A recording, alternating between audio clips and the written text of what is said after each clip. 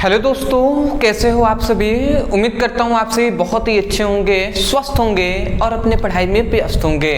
तो आप सभी के बहुत सारे कमेंट के कारण मैं ये पर्सनल वीडियो आप सभी के लिए बना रहा हूँ, जिसमें हम आज से इंग्लिश का ग्रामर का न्यू बैच स्टार्ट कर रहे हैं। और इसमें ग्रामर में सबसे पहले हमने नरेशन स्टार्ट किया है, जिसे हम डायरेक्ट टू इनडायरेक्ट स्पीच के नाम से भी जानते हैं। तो हमने यहाँ पे पहले ही लिख दिया है बेसिक टू हाई हम चलेंगे। अगर बेसिक टू हाई हम चलते हैं तो मैं आपसे पहले ही क्लियर कर दे रहा हूँ कि ये तो लेक्चर 1 है। इस तरीके से कम आपके 7 से 10 लेक्चर आपके बनेंगे, तब जाकर आप टोटल डिटेल में आप नरेशन को समझ पाएंगे, अर्थात डायरेक्ट टू इनडायरेक्ट कैसे चेंज किया जाता है ये आप समझ पाएंगे। मैं यही कहूँगा, वीडियो को अंत तक आप ज़रूर देखिएगा और जितना हो सके अगर समझ में आए तब जाकर अपने सभी दोस्तों के पास इसको वीडियो को आप अपने सभी ग्रुप में सेंड कर देंगे, ठीक है ना।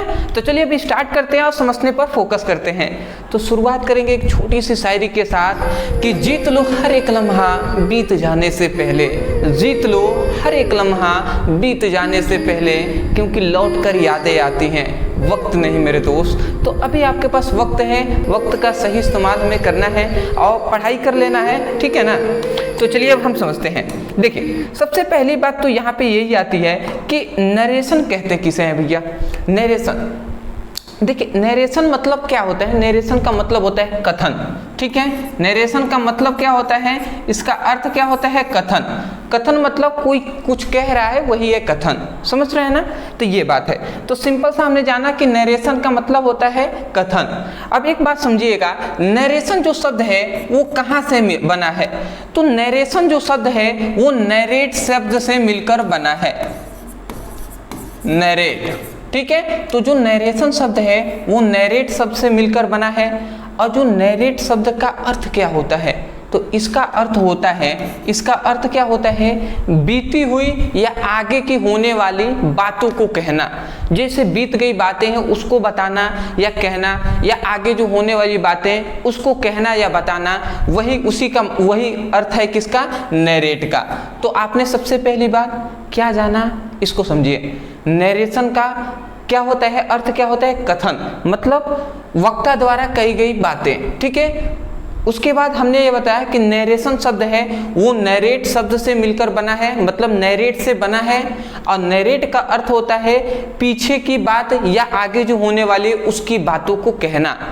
अभी आप बेसिक से हम चल रहे हैं, ठीक है। कोई भी आपको परेशान नहीं होना है कि तुरंत आप डायरेक्ट टू इनडायरेक्ट स्पीच समझा दीजिए या बनाना सिखा दीजिए। ये बेसिक टू हाई हम लेकर चल रहे हैं, तो थोड़ा तो टाइम लगेगा आपको। तो इतनी बात आप समझ गए, इतना बहुत है आपके लिए। अब आगे बढ़ते हैं, ठीक है। देखिए जो नरेशन है, ठीक है, मैं यहाँ पे आपको बता दूं तो जो नरेशन है, तो नरेशन को 2 भागों में बांटा गया है। नरेशन को 2 भागों में बांटा गया है। पहला है, एक को हम कहते हैं डायरेक्ट स्पीच, और दूसरा होता है जिसे हम इनडायरेक्ट स्पीच कहते हैं। इसी पर टोटल हमारा बेस्ड है। हमारा सभी जो भी प्रश्न हमारे एग्जाम में पूछे जाते हैं सब इसी से पूछे जाते हैं। अब समझिए, डायरेक्ट स्पीच को हम DS से प्रदर्शित करते हैं। इनडायरेक्ट स्पीच को याद रखेंगे IDS से प्रदर्शित करते हैं। तो इतनी बात आप याद रखेंगे। नरेशन को 2 भाग होते हैं, नरेशन के 2 प्रकार होते हैं, direct speech, indirect speech. Direct speech को अब हम हमेशा डायरेक्ट स्पीच ना लिखकर DS लिख देंगे, तो आप जान जाइएगा कि DS मतलब डायरेक्ट स्पीच है। इनडायरेक्ट स्पीच को IDS लिखेंगे, आप समझ जाएंगे IDS का मतलब इनडायरेक्ट स्पीच है। अब आता है कि डायरेक्ट स्पीच का मतलब क्या होता है, डायरेक्ट स्पीच हम किसे कहेंगे।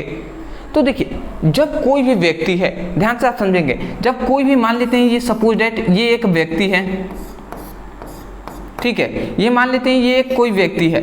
अब ये जो व्यक्ति है इसको हम वक्ता कह सकते हैं, ठीक है। तो वक्ता द्वारा कही गई बातें का ज्यों का त्यों हम बता देना, उसी को हम क्या कहते हैं, डायरेक्ट स्पीच कहते हैं। मतलब जो वक्ता द्वारा या सब्जेक्ट द्वारा कही गई जो बातें होती हैं उसमें बिना परिवर्तन किए हम ज्यों का त्यों वही हम बता देते हैं या लिख देते हैं, उसी को हम क्या कहते हैं, डायरेक्ट स्पीच कहते हैं। और इनडायरेक्ट स्पीच का मतलब क्या होता है? इनडायरेक्ट स्पीच का मतलब वक्ता द्वारा कही गई बातों को, जो वक्ता कोई व्यक्ति है वो कह रहा है तो उसकी बातों को अपने अनुसार परिवर्तित करके मतलब बदल कर हम उसको बताते हैं, उसे हम इनडायरेक्ट स्पीच कहते हैं। देखिए अभी आपको समझ में ना आए तो कोई परेशानी की बात नहीं है, अभी तो लेक्चर 1 है, धीरे धीरे सब समझ में आएगा, ठीक है ना। तो हमने इसमें क्या कहा कि जो वक्ता होती है, वक्ता द्वारा कही गई जो बातें होती हैं,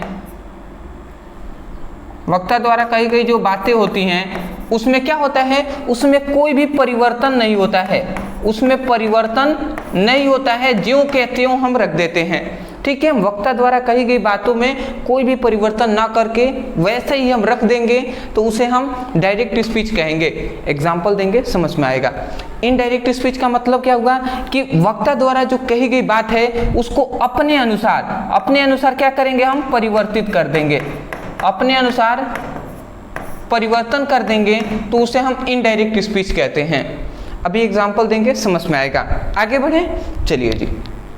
देखिए यहाँ पे हमने डायरेक्ट और इनडायरेक्ट का यहाँ पे हमने सिंपल वे में परिभाषा भी लिख दिया है जिससे आपको आसानी से समझ में आएगा। देखिए डायरेक्ट स्पीच का मतलब क्या है, वक्ता द्वारा कही गई बातों को बिना परिवर्तित किए इन्वर्टेड कॉमा के अंदर रख देते हैं तो उसे डायरेक्ट स्पीच कहते हैं। मतलब वक्ता द्वारा या सब्जेक्ट द्वारा जो बात कही जा रही है उसको बिना परिवर्तन, कुछ भी बिना परिवर्तन किए इन्वर्टेड कामा के अंदर, इन्वर्टेड इस प्रकार होता है, इन्वर्टेड कामा मतलब इन्वर्टेड कामा के अंदर हम अगर रख देते हैं तो उसे हम डायरेक्ट स्पीच कहेंगे। इनडायरेक्ट स्पीच का मतलब क्या है कि वक्ता द्वारा कही गई बातों को अपने अनुसार परिवर्तित करके रखना इनडायरेक्ट स्पीच कहलाता है। मतलब वक्ता द्वारा कही गई बातों को बिना परिवर्तित किए इन्वर्टेड कामा के अंदर रखते हैं तो उसे हम डायरेक्ट स्पीच कहते हैं। और वक्ता द्वारा कही गई बातों को अपने अनुसार परिवर्तित करके रखा जाता है तो उसे हम इनडायरेक्ट स्पीच कहते हैं। ठीक है जी, इतनी बात आप समझ गए। तो सबसे पहले आप स्क्रीनशॉट ले सकते हैं, ले लिए होंगे जी। चलिए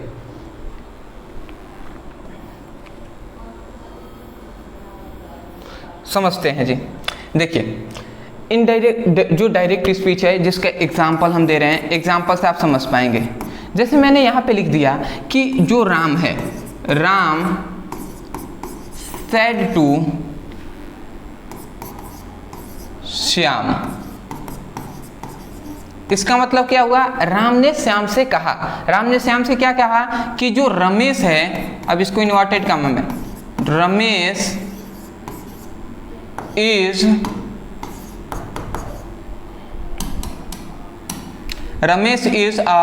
हम कह सकते हैं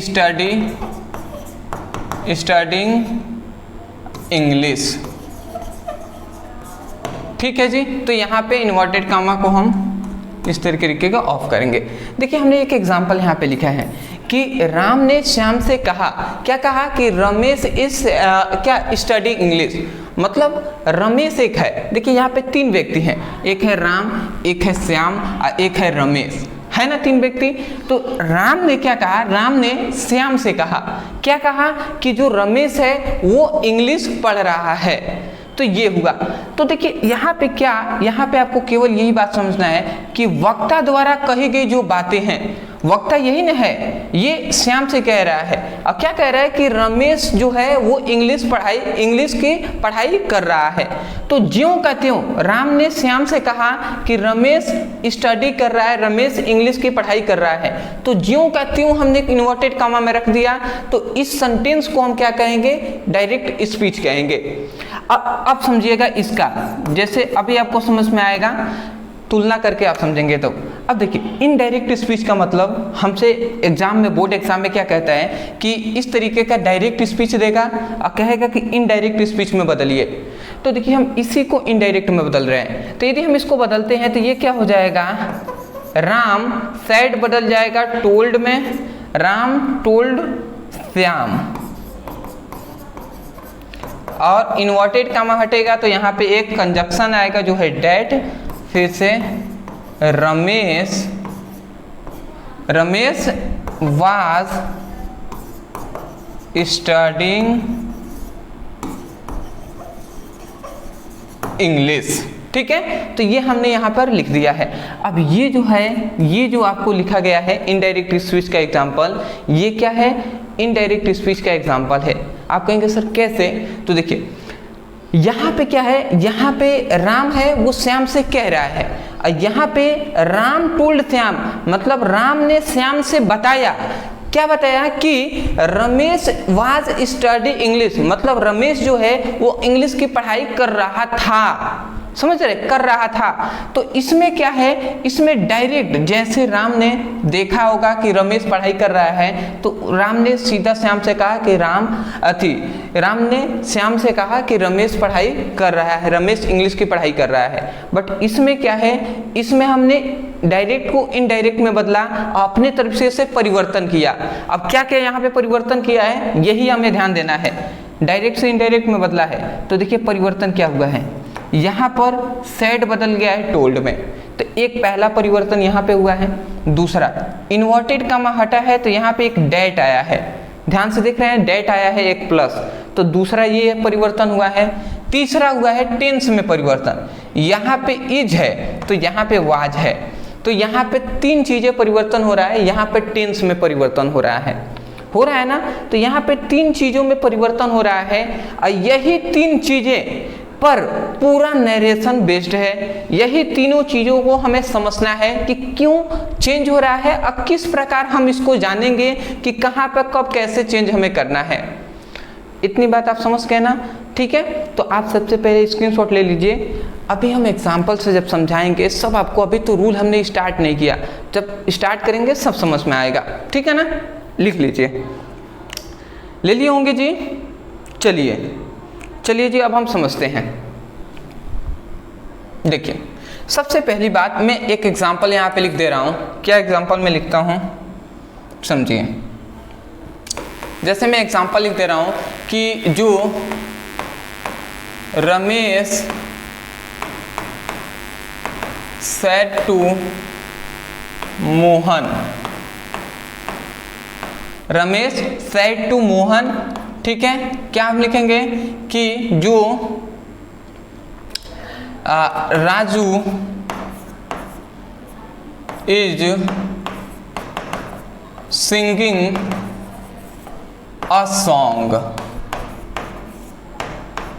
ठीक है। तो ये हमने एक एग्जाम्पल यहाँ पे लिखा है। क्या हमने लिखा है, ये एक डायरेक्ट स्पीच है। कैसे हमें पता चला, रमेश है वो मोहन से कह रहा है कि Raju is singing a song, Raju जो है वो एक गाना गा रहा है, ठीक है। अब देखिए इसको अगर हम चेंज करें तो ये तो डायरेक्ट में है, इनडायरेक्ट में चेंज करेंगे तो क्या हो जाएगा, जो रमेश है तो रमेश हम लिख देंगे रमेश, ठीक है जी। ये हमने रमेश लिख दिया। सैड बदल जाएगा टोल्ड में। कैसे बदल रहा है, अभी हमने स्टार्ट करेंगे, रूल समझ में आएगा। टोल्ड टू हट जाता है, उसके बाद मोहन हम यहाँ पे लिख देते हैं, ठीक है। रमेश टोल्ड मोहन, उसके बाद यहाँ पे इन्वर्टेड कमा हटता है तो यहाँ पे एक डेट लगता है जो इन दोनों सेंटेंस को जोड़ता है। एक सेंटेंस यहाँ पे है, एक सेंटेंस यहाँ पे है, ठीक है। तो डेट जोड़ देगा, फिर से राजू है तो राजू, फिर से इज है तो ये वाज में चेंज हो जाएगा, अ सिंगिंग अ सॉन्ग। तो ये जी हमने लिख दिया, ये आपका चेंज हो गया है डायरेक्ट से इनडायरेक्ट में। अब हमने क्या बताया कि यहाँ पे तीन चीजें परिवर्तित हो रहा है, एक ये है, एक डेट है और एक टेंस है। अब आप समझिएगा, अब समझना है आपको। देखिए सबसे पहली बात यहाँ पे, ये जो आपको दिखाई दे रहा है टोल्ड, ठीक है, ये आपको टोल्ड दिखाई दे रहा है। यहीं पे आपको ये तीनों चीजें समझना है। सबसे पहली बात, यहाँ पे ये जो आपको दिखाई दे रहा है ना, यहाँ पे ये जो सैड आपको दिखाई दे रहा है, सैड टू, ये सेट टू क्या है मैं आपको यहाँ पे बता दे रहा हूँ। चलिए जी, मैं इसको मिटाकर, ये तो मैंने डायरेक्ट टू इनडायरेक्ट बना दिया है, बट इसकी अभी ज़रूरत नहीं पड़ेगी। देखिए यहाँ पे सेट टू है, ये क्या है, तो ये है, इसे हम रिपोर्टिंग वर्ब कहते हैं। ये सब आपको पहला क्लास है, बेसिक है, याद रखेंगे। ये सेट टू क्या है, देखिए रमेश सेड टू मोहन, तो यहाँ पे सेड टू क्या है, रिपोर्टेड वर्ब है, जिसे हम आर भी से प्रदर्शित करेंगे। अब देखिए रमेश सेड टू मोहन, यहाँ पे रमेश ने मोहन से कहा, तो रमेश क्या हो जाएगा, रमेश कह रहा है ना, तो रमेश क्या हो जाएगा, सब्जेक्ट हो जाएगा। तो इसका मतलब ये क्या है, सब्जेक्ट है। तो ये क्या है, रमेश सब्जेक्ट है, सेड टू मोहन है, और यहाँ पे मोहन क्या है, रमेश ने मोहन से कहा, तो जिससे कहेगा वो ऑब्जेक्ट हो जाता है। तो ये वाला क्या है भैया, ये ऑब्जेक्ट है। ठीक है, तो इतनी बात समझ गए। मेन हमारा पॉइंट है सेड टू क्या है, रिपोर्टेड वर्ब है। अब इसके अंदर ये जो राजू हमने यहाँ पे लिखा है, ठीक है ना, तो Raju a singing a song, Raju a singing, ठीक है, Raju a singing a song है। तो यहाँ से ये आपको टोटल जो चीजें दिखाई दे रहा है, जिसमें सब्जेक्ट है, वर्ब है, ठीक है, subject, helping verb, main verb और ऑब्जेक्ट है। तो ये टोटल आपका क्या हो जाएगा, इसको हम कहते हैं रिपोर्टेड स्पीच, जिसे हम आर एस से प्रदर्शित करते हैं। तो देखिए इतनी बात आप समझ गए। यही अगर आप ये ना समझें तो आप कुछ भी आगे समझने में बहुत ज़्यादा परेशानी होगी। इसलिए मैं थोड़ा सा बेसिक से ले चल रहा हूँ, क्योंकि मैं जानता हूँ कि आपके बोर्ड एग्जाम में बहुत टाइप के क्वेश्चन घुमाकर भी पूछते हैं, तो उन सभी पर प्रैक्टिस भी मैं कराऊंगा। पहले तो हमारा बेसिक क्लियर हो। तो देखिए हमने क्या समझा कि रमेश, यहाँ पे दो सेंटेंस है, एक ये है एक ये है। तो हमने क्या जाना कि यहाँ पे रमेश जो है वो सब्जेक्ट है, फिर से सेड टू क्या है, रिपोर्टेड वर्ब है, जिसे हम आर भी से दर्शाते हैं, ये ऑब्जेक्ट है। उसके बाद देखिए यहाँ पे Raju is singing a song, ये पूरा एक सेंटेंस है जिसमें सब्जेक्ट, वर्ब, मतलब सब्जेक्ट के बाद helping verb, main verb, object है। तो ये इसको रिपोर्टेड स्पीच कहते हैं, जिसे आर एस से प्रदर्शित करते हैं। एक बात आपने ध्यान दिया होगा कि जब हम इन दोनों सेंटेंस को जोड़ते हैं तो यहाँ पे डेट का प्रयोग करते हैं। तो वो डेट क्या है, कंजक्शन है। क्या है, कंजक्शन। ठीक है, तो इतनी बात आप याद रखेंगे। पहली बात, आपको इतनी बात समझ में आ गया ना, इतनी बात आपको समझ में आ जाना चाहिए। ठीक है ना। अब इसी को हमने चेंज क्या किया था, इसको हमने क्या चेंज किया था, इसको हमने क्या चेंज किया था कि रमेश, सेड को हमने टोल्ड में चेंज किया था टू रमेश टोल्ड मोहन, और उसके बाद फिर से हम एक डेट यहाँ पे लगाए थे, और उसके बाद फिर से हमने लिख दिया Raju is singing a song. ठीक है ना, सिंगिंग अ सॉन्ग, यही ना हमने लिखा था, ये हमने लिख दिया। इसको डायरेक्ट से इनडायरेक्ट में हमने चेंज कर दिया।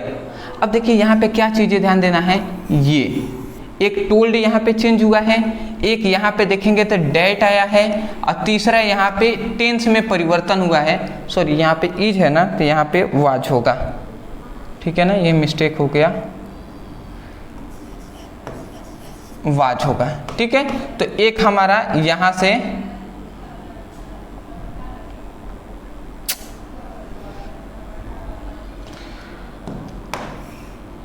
एक हमारा यहाँ से हो जाएगा वाज। तो देखिए यहाँ पे हमें तीन चीज़ें ध्यान देना, एक टोल्ड है, एक डेट है, एक वाज है। तो सबसे पहली बात, अब हम सबसे पहले यही तीन चीज़ों को हमें पढ़ना है, और यही तीन चीज़ें अलग अलग सेंटेंसों के लिए अलग अलग यूज होते हैं। तो सबसे पहले हम समझते हैं कि ये कैसे हमें पता चलेगा कि यहाँ पे टोल्ड रहेगा, टेल रहेगा या अदर क्या रहेगा। तो आप ध्यान से समझेंगे। देखिए इसको हमें चेंज करने के लिए हमें तीन नियम पढ़ने होंगे। सबसे पहला रूल हम फर्स्ट याद करें। रूल फर्स्ट क्या कहता है, तो हम लिखते हैं रूल नंबर 1। ये याद रखेंगे आप, रूल नंबर 1 क्या कह रहा है। रूल नंबर ये कहता है कि ये क्या है, रिपोर्टेड वर्ब है। ये रिपोर्टेड वर्ब है ना, ये टोल्ड चेंज हुआ है तो रिपोर्टेड वर्ब है। तो इसको हम समझेंगे रिपोर्टेड वर्ब के बाद, ये रिपोर्टेड वर्ब है सेड टू, रिपोर्टेड वर्ब के बाद मतलब आर बी के बाद यदि ऑब्जेक्ट आता है, आर बी के बाद यदि कोई ऑब्जेक्ट आता है तो क्या होता है, तो जो ये है ये चेंज क्या होगा, होगा। ठीक है ना, मतलब क्या हमने कहा कि रमेश सेड टू मोहन, जैसे Ramesh said to Mohan, reported verb के बाद एक ऑब्जेक्ट आया, तो यदि ऑब्जेक्ट आ जाता है तो क्या होता है कि ये सेड चेंज होता है, किसमें वो भी आपको आगे बताया जाएगा। ठीक है, तो पहली बात यही है कि आरबी के बाद यदि ऑब्जेक्ट, आरबी के बाद यदि ऑब्जेक्ट आता है तो क्या होता है, तो जो रिपोर्टेड मतलब रिपोर्टेड वर्ब है, रिपोर्टेड वर्ब में परिवर्तन होता है। इसका मतलब आपने समझा कि यदि सेड टू के बाद यदि कोई ऑब्जेक्ट आ गया तो हम क्या करेंगे, हम उसमें परिवर्तित करेंगे, ऑब्जेक्ट में परिवर्तन हम करेंगे। ठीक है ना, इसको बात आपको याद रखना है। हमने यही बताया कि यदि जो सेड टू के बाद यदि ऑब्जेक्ट आ गया, जैसे यहाँ पे आया है, तो हम क्या करेंगे, रिपोर्टेड वर्ब के बाद यदि जो ऑब्जेक्ट आता है तो उसके बाद हम रिपोर्टेड वर्ब को हम चेंज करते हैं।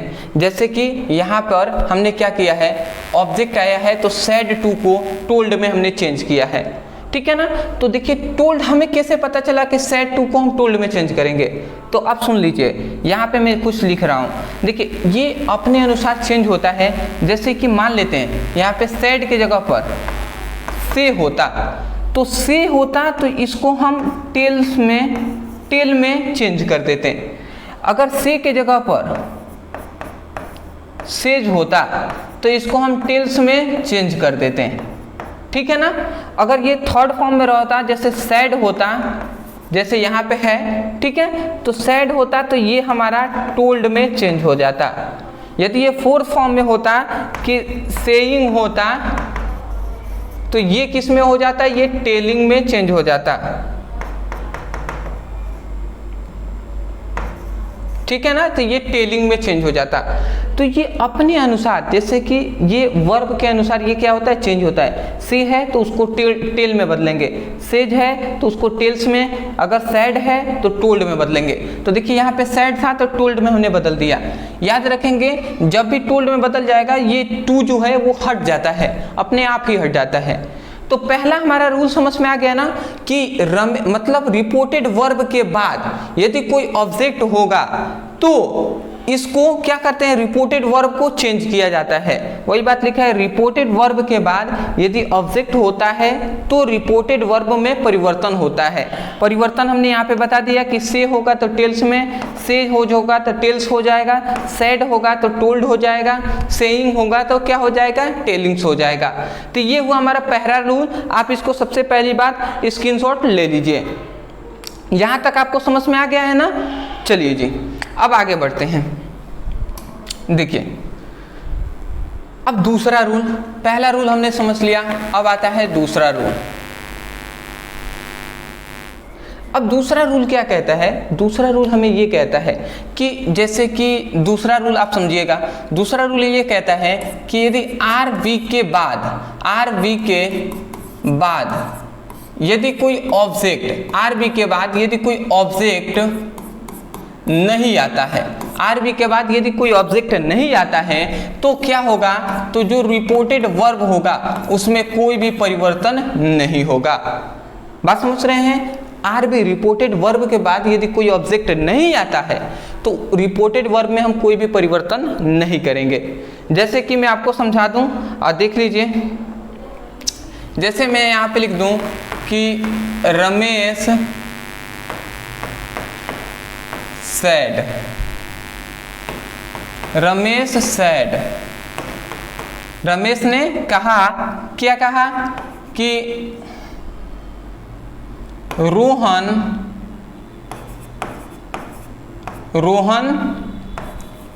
Is eating food. ठीक है जी। तो यहाँ पे हमने एक एग्जांपल लिखा है, रमेश सैड इन्वर्टेड कमा का अंदर फिर से क्या लिखा है, रोहन इज ईटिंग फूड। तो यहाँ पे अगर आप देखें तो जो रिपोर्टेड वर्ब है, रिपोर्टेड वर्ब के बाद कोई ऑब्जेक्ट आया है, नहीं आया है। रिपोर्टेड वर्ब के बाद यदि ऑब्जेक्ट नहीं आया तो हमने क्या कहा, रिपोर्टेड वर्ब के बाद यदि ऑब्जेक्ट नहीं आता है तो रिपोर्टेड वर्ब में कोई भी परिवर्तन नहीं करते हैं। तो इसका हम कैसे, ये तो डायरेक्ट में है, इनडायरेक्ट में कैसे चेंज करेंगे, हम लिखेंगे रमेश सैड को किस में, तो हम कोई भी परिवर्तन नहीं करेंगे, तो हम लिख देंगे रमेश फिर से सैड। यहाँ पे देखिए इन्वर्टेड कामा हटता है तो यहाँ पे एक डेड कंजक्शन लगता है, इस पर भी हम बताएंगे कि कब क्या होगा, पहले हम इसी पर अभी फोकस कर रहे हैं। तो Ramesh sad dead, Rohan was eating food।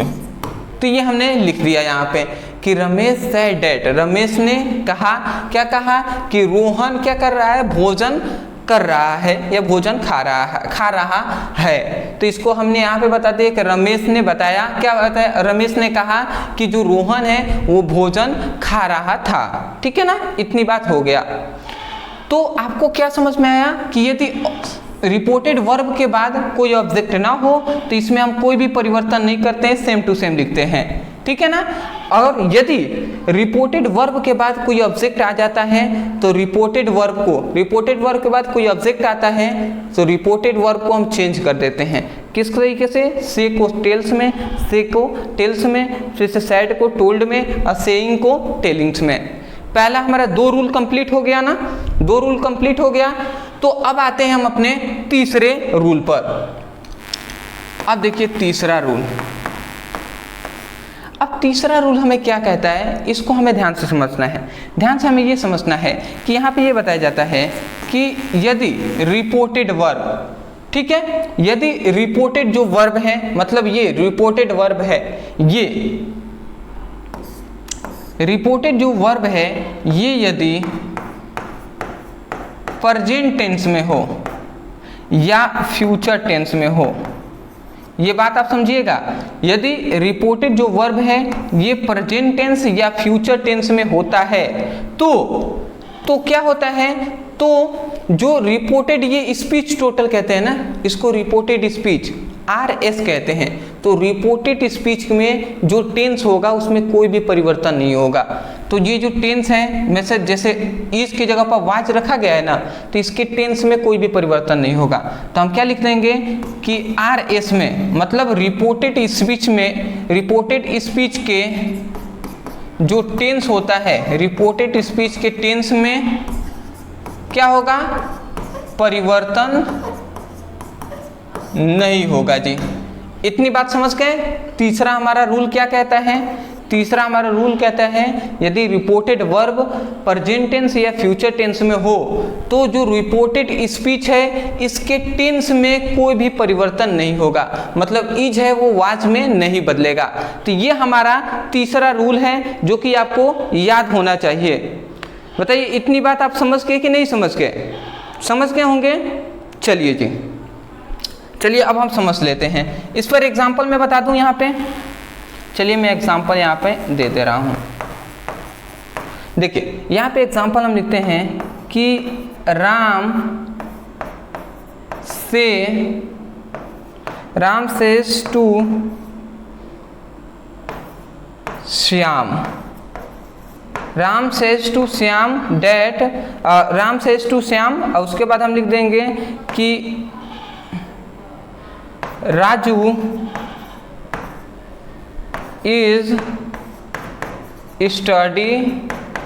Studying English.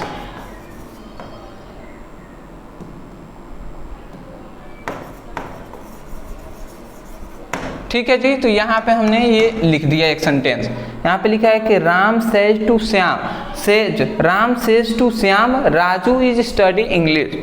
तो ये हमने लिखा है। अब यहाँ पे हमने क्या बताया, तीसरा रूल कहता है रिपोर्टेड वर्ब। रिपोर्टेड वर्ब क्या है भैया, रिपोर्टेड वर्ब है ये। तो रिपोर्टेड वर्ब यदि प्रेजेंट टेंस या फ्यूचर टेंस में हो, तो ये बताइए ये प्रेजेंट टेंस में है या फ्यूचर टेंस में। तो हमें यही पता है कि प्रेजेंट टेंस में है, दिख रहे हैं यस लगा हुआ है। तो प्रेजेंट इंडेफिनिट टेंस में क्या होता है, ईएस या यस लगता है। तो यहाँ पे यस लगा है, इसका मतलब ये प्रेजेंट इंडेफिनिट टेंस में है। मत इंडेफिनिट हो, कंटिन्यूअस हो, कोई भी हो, परंतु हम प्रेजेंट टेंस में है ना, तो इसका मतलब ये प्रेजेंट टेंस में हो गया। तो जैसे ये प्रेजेंट टेंस में हुआ, हमें कंफर्म हो गया कि इसके में कोई भी परिवर्तन हम नहीं करेंगे। तो देखिए अब हम क्या करेंगे जी, अब हम क्या करेंगे, देखिए तो अब इसका हम चेंज करते हैं। तो हम लिखते हैं राम सेज चेंज हो जाएगा किस में, टेल्स में। इधर तो हम चेंज कर सकते हैं ना, तो सेज चेंज हो गया टेल्स में। आपको समझ में आ रहा है ना, सेज चेंज हो गया है। हमने बताया था कि यदि सेज आ जाए तो टेल्स में चेंज करेंगे।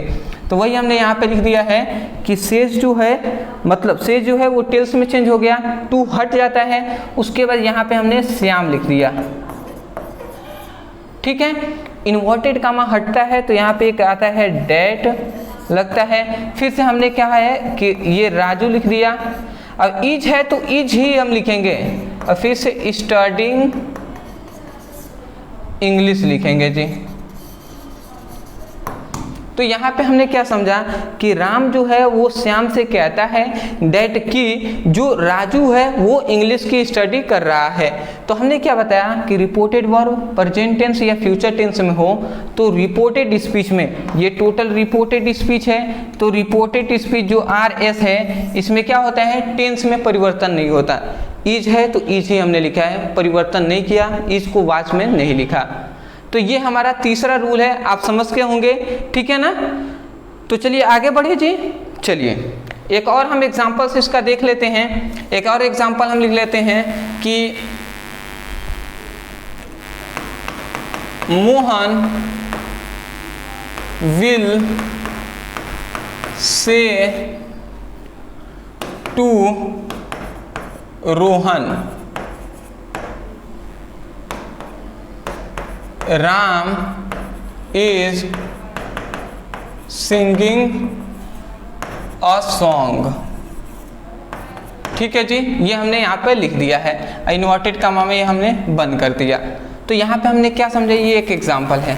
तो देख रहे हैं ये किस टेंस में, विल आ गया, फ्यूचर टेंस में आ गया।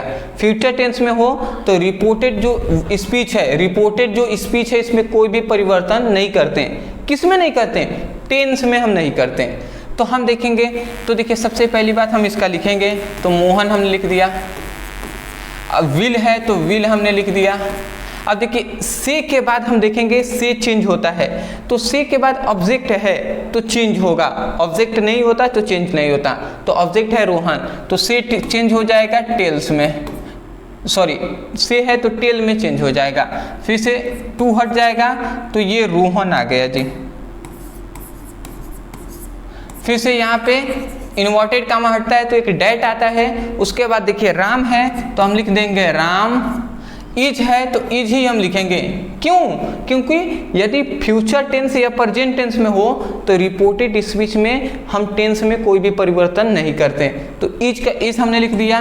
फिर से सिंगिंग है तो सिंगिंग अ सॉन्ग हमने कर दिया जी। तो बात आपको समझ में आ रहा है, हमने आपको 3 रूल बताया है, यह आपको समझ में आ गया होगा। तो सबसे पहली बात तो आप एक बार रिवाइज कर लीजिए, मैं देख लूँ वीडियो बन रहा है ना। चलिए जी, अच्छी बात है। देखिए एक बार मैं रिवीजन आपको करा दे रहा हूँ, इसके बाद आज के लिए हम इतना ही रहने देंगे। सबसे पहली बात रिवीजन आपको जानना चाहिए। देखिए हमने बताया नरेशन जो है वो नरेट शब्द से मिलकर बना है, और नरेशन का जो अर्थ होता है उसका मतलब होता है कथन या कहना, ठीक है ना। देखिए नरेशन जो होता है, नरेशन ये 2 भागों में 2 प्रकार के होते हैं, एक होता है डायरेक्ट स्पीच, एक होता है इनडायरेक्ट स्पीच।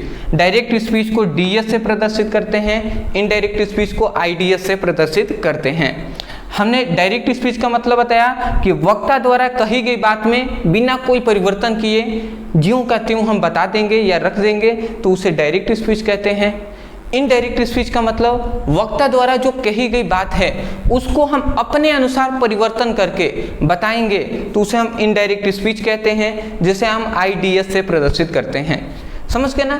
देखिए उसी का हमने यहाँ पे परिभाषा लिखा है डायरेक्ट स्पीच का। एग्जाम्पल हमने लिखा है कि राम सेड टू श्याम, राम ने श्याम से कहा, क्या कहा, Ramesh is study English, Ramesh जो है इंग्लिश की पढ़ाई कर रहा है। अब ये डायरेक्ट हो गया, ठीक है, कि राम ने क्या कहा, श्याम से कहा है कि रमेश जो है वो स्टडी कर रहा है, इंग्लिश की पढ़ाई कर रहा है। परंतु इसको इनडायरेक्ट में हमने चेंज किया तो हमने क्या कहा, राम टोल्ड श्याम, राम ने श्याम से बताया, क्या बताया, कि डेट मतलब कि Ramesh was study English, Ramesh जो है वो इंग्लिश की पढ़ाई कर रहा था, वाज आ गया ना तो कर रहा था, तो यहाँ पे चेंज हुआ है ना। तो डायरेक्ट से इनडायरेक्ट ऐसे चेंज होता है।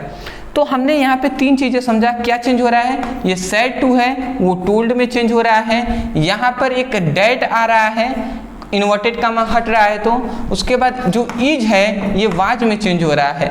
तो मोस्टली हमने 3 चीजें देखा। पहला हमारा टोल्ड कैसे चेंज हो रहा है अलग अलग समयों में, इसको हमने पता लगाया। तो हमें क्या पता चला, हमें पता चला कि हमें ये पता चला, पहला रूल से हमें ये पता चला कि रिपोर्टेड जो वर्ब है उसके बाद यदि ऑब्जेक्ट आता है तो रिपोर्टेड वर्ब को परिवर्तित करते हैं। जैसे अगर ऑब्जेक्ट आ गया तो जो सैड है वो टोल्ड में बदल जाएगा। तो हमने यहाँ पे देखिए से, यदि यहाँ पे से होता तो टेल्स होता, सेज होता तो टेल्स हो जा, सैड होगा तो टोल्ड हो जाएगा, ठीक है, सेइंग होगा तो टेलिंग्स हो जाएगा। समझ रहे हैं ना। तो सेड किस में हो जाएगा, टोल्ड में चेंज हो गया, ठीक है, इतनी बात समझ गए। तो ये हमारा पहला रूल था कि यदि ऑब्जेक्ट आएगा तो इसको हम चेंज करेंगे। दूसरा हमारा रूल ये कहता है कि यदि रिपोर्टेड वर्ब के बाद यदि कोई ऑब्जेक्ट नहीं आता है तो रिपोर्टेड वर्ब में परिवर्तन नहीं करेंगे। जैसे राम सेड, ये रिपोर्टेड वर्ब है, इसके आगे कोई ऑब्जेक्ट आया, नहीं आया तो इसको हमने ज्यों का त्यों लिख दिया है। सेड है तो नीचे भी सेड लिखा है। दूसरा हमारा ये रूल कहता है। तीसरा हमारा ये रूल कह रहा था, तीसरा हमारा यहाँ पे ये रूल कि यदि, तीसरा रूल कह रहा है कि रिपोर्टेड जो वर्ब है यदि ये प्रेजेंट टेंस या फ्यूचर टेंस में होगा तो आरएस जो रिपोर्टेड स्पीच है इसमें टेंस में कोई भी परिवर्तन नहीं होगा। तो देखिए यहाँ पे हमने प्रेजेंट टेंस में ये आ गया, प्रेजेंट टेंस में आ गया तो इसके टेंस में हमने कोई भी परिवर्तन नहीं किया है। इसके बाद यहाँ पे हम देख रहे हैं कि फ्यूचर टेंस में आ गया तो इसके भी टेंस में हमने यहाँ पे कोई भी परिवर्तन नहीं किया है। तो ये हुआ 3 रूल। आज का ये हमारा लेक्चर बेसिक था इंग्लिश का, तो जो कि हमने अपने तरफ से पूरी कोशिश किया है कि आपको आसानी तरीके से एक एक पॉइंट समझ में आ जाए। अदरवाइज देखिए मैं पहले ही आपसे कह देना रहा हूँ कि अभी तो लेक्चर स्टार्ट हुआ है, मैं नहीं चाहता कि ऊपर मैं पढ़ाकर निकल जाऊं और बाद में मैं जो यहाँ पे तो कुछ हल्का जो इजी है वो मैं प्रैक्टिस करा दूं और कभी बोर्ड एग्जाम में हार्ड पूछ लिया डायरेक्ट से इनडायरेक्ट में बदलना तो आप नहीं बदल पाएँ। तो ऐसी पढ़ाई हमें नहीं करनी है, हमें सीरियस होकर अच्छे तरीके से पढ़ाई करनी है। तो आप ही मन लगा कर पढ़ाई कीजिए। लेक्चर 1 है, जल्द ही लेक्चर 2 भी आएगा, थोड़ा सा 1-2 दिन डिले हो सकता है अभी के लिए फ़िलहाल, क्योंकि थोड़ा सा हमारे मोहल्ले में कुछ काम हो रहा है तो थोड़ा सा उसमें थोड़ा हम भी बिजी हैं, तो इसलिए थोड़ा सा काम है। तो उसके लिए मैं फिर भी कोशिश करूंगा कि जल्द से जल्द इंग्लिश की वीडियो आपको प्रोवाइड किया जाए, ठीक है ना। तो ऐसे ही मन लगा कर पढ़ाई कीजिए। एक छोटी सी रिक्वेस्ट है, चैनल पे होंगे सब्सक्राइब कर दीजिएगा और जितना हो सके आप सपोर्ट करने के लिए अपने सभी दोस्तों के पास इस वीडियो के लिंक को शेयर कर दीजिएगा। तो चलिए दोस्तों आज के लिए इतना ही, मिलते हैं एक नए टॉपिक के साथ, तब तक के लिए धन्यवाद।